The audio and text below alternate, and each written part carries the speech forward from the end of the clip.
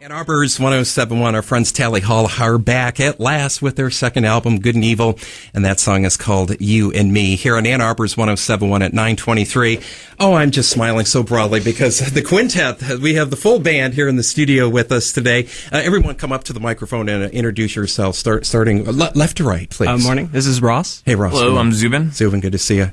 Good morning, it's Joe. Joe, welcome back. Andrew.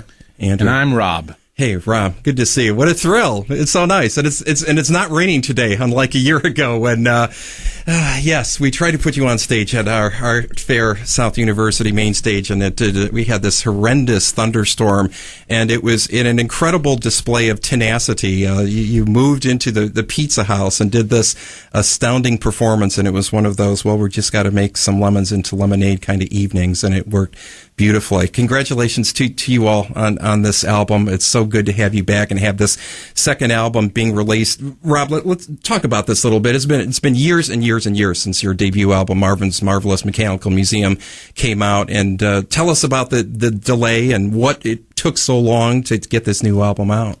Well, there were a variety of factors at play, but not least among them was that we were sort of stuck in record label purgatory for a hot second, and ended up parting ways with Atlantic Records, came back home to Ann Arbor, and put out the record with our friends at Quack Media, who were happy to release it and support it fully and enthusiastically. And Andrew, this is coming full circle for the band, right? Because this is where he got started with Quack, correct? When we graduated college, Al helped us fund our original record, Marvin's.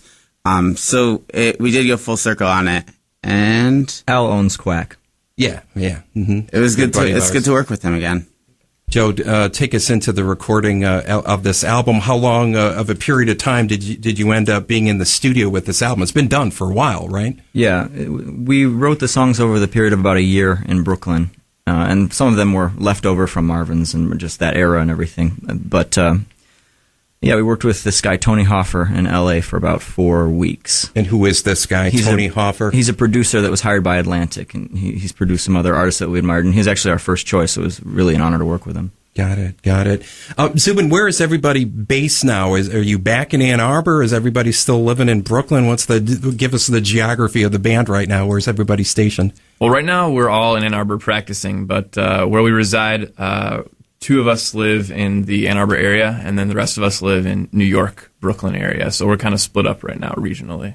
Ross, take us into your the tour schedule. Where does the tour begin? And give us more details about the show here at Ann Arbor later this week. Well, we'll be starting off tomorrow night in Grand Rapids at the intersection, and I guess the Ann Arbor show will be this Friday, the following day. So that's kind of our big hometown kickoff, is really the Friday night show. And, of course, Friday night show is going to be at the Blind Pig. Doors open this Friday at 8 p.m. Casey Shea, your dear friend, who has been an important aspect of Tally Hall, is also going to be on the bill, along with the band called Speak.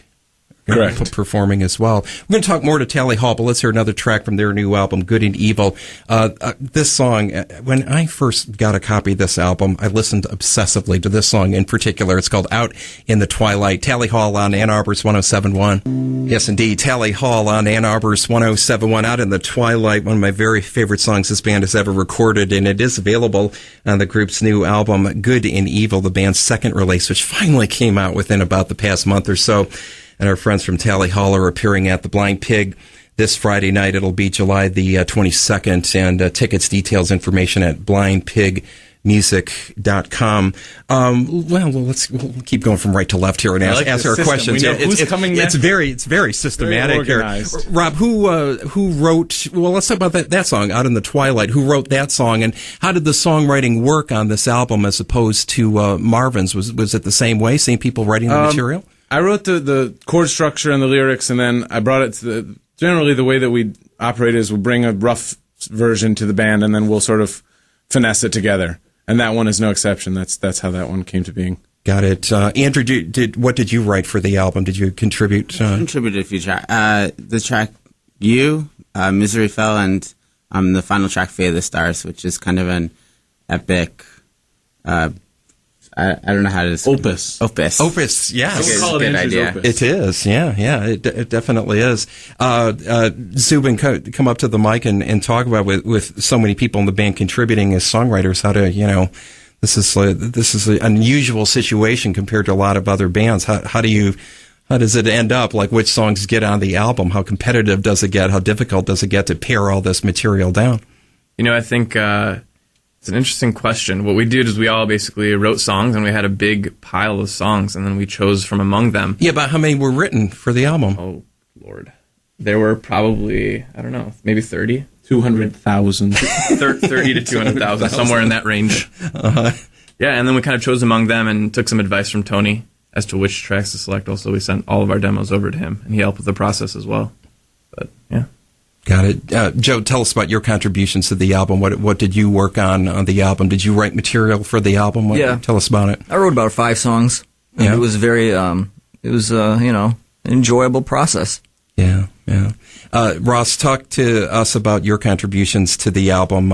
Did you write much material for the release? No, I didn't write any of the songs necessarily. But this time around, whereas with the first record, I had sort of joined the band after a lot of the songs had already been worked out. I think this was kind of a new experience for me, really writing, working on the songs the same time that they were being written with everybody. And I can honestly say that was a much better experience than the first record. Do you finally feel like you're part of the band? I mean, I could say I felt like I was part of the band before this, but finally. Only today in the studio at this very moment. In the studio. That's why we got you this cake. Yes, and here you go. I wish I had a real cake. Let's talk. We'll talk more to Tally Hall. Going to play more material here from their latest album as we continue on Ann Arbor's 107.1 with "Never Meant to Know." That's Tally Hall on Ann Arbor's 107.1, Never Meant to Know. It's the lead track, the first track from the band's long-awaited second release, Good and Evil, and the CD has been out for about the past 4 weeks or so and released by our friends at Quack Media right here in Ann Arbor. We've got the whole band with us this morning, Ross and Rob and Zubin and Andrew and Joe. Tell us about that song, Rob, which you wrote, correct? Yeah, that's one of the first ones that we wrote for the new album, and ponderous, I suppose. I don't know what else. I don't think it's ponderous. That's one where Tony's production really shined, I think. Tony Hoffer was the producer on the album, and one interesting anecdote, perhaps your listeners will find this intriguing, is that there's an arpeggio where Andrew plays a keyboard part that just goes up and down a scale during the choruses. Yeah, and okay. We had worked out a demo of it, and played Tony the demo, and he said, I really like the sound of that arpeggio, let's just use that. He said, okay, well, let's figure out a way to plug some chords in and get the exact sound out of my computer into the mixing console. He meant, no, let's just record your computer playing it. They just put a mic up to my computer speakers. To the computer speakers. And we soloed that track and just played it, and that's that. That's the track on the album. Isn't that neat? That's rather primitive. He's sort of fearlessly rugged in that way.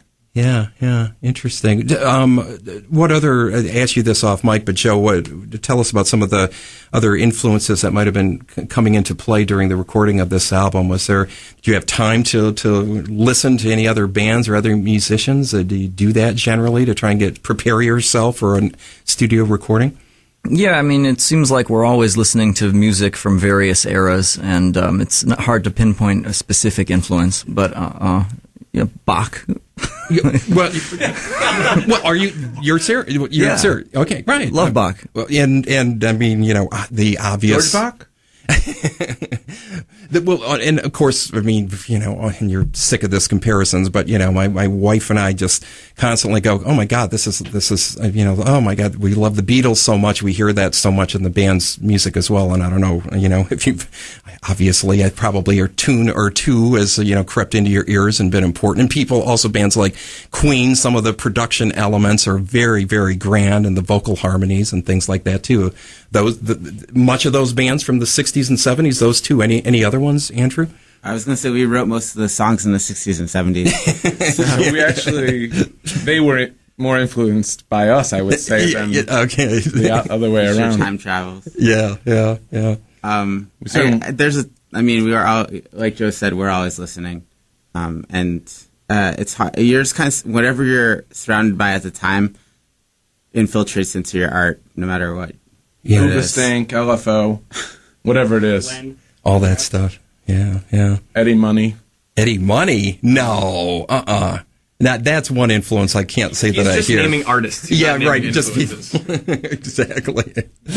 Our friends Tally Hall are with us at the studio at Ann Arbor's 107.1. Check out the band's new album. It's called Good and Evil, and it's released by our friends right here in Ann Arbor, bringing it all back home to Quack Media, who originally were involved with the band and have released the band's second release, Good and Evil. Tally Hall, our guest today. The group playing their show in Ann Arbor this Friday, and of course, we want you to hang out at our South University Art Fair main stage, and we will be well done with our music on Friday night. Our headliner on Friday is going to be Mark Broussard, so you got plenty of time to stop by the Southeast stage and then get yourself over quickly to the Blind Pig and see our friends Tally Hall. This is going to be the group's only tour in support of the album. Zubin, talk about That's this a little correct. bit. Yeah, this will be our So this is it. only tour. All right. That's where it's planned. Yep. This was planned. So if you want to see the band touring to support Good and Evil, got to be there Friday night at the Blind Pig. Come enjoy us. We're going to be happy to be playing in Ann Arbor. Yeah. Coming back and playing for the home crowd. Yeah, we'll be thrilled to see you on Friday night.